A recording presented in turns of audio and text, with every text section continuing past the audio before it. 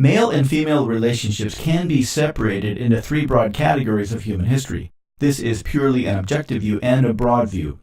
The first and longest period was the hunter-gatherer period.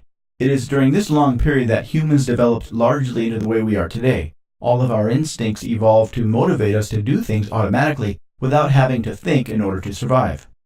Genetic evidence indicates that the top 20% of males produced all of the offspring with 80% of the females.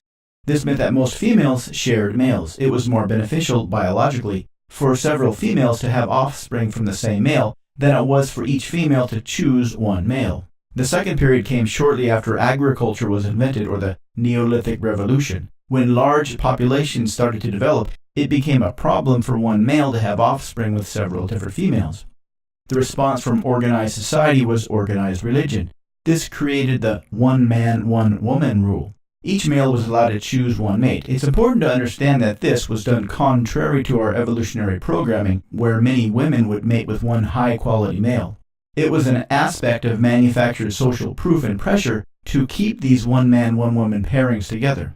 Now we are in the third stage. There is much less economic, social, and religious constraints that keep a woman attached to one man for her entire life.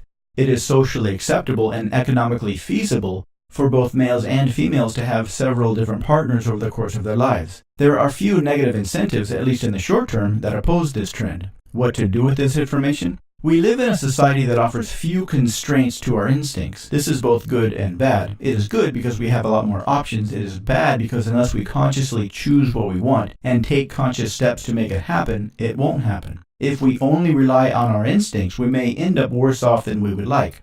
So whoever you are, man or woman, choose the type of partner you'd like and then take conscious steps to make it happen. There have been few periods in human history that this has been possible. Whether that is good or bad can only be determined in retrospect.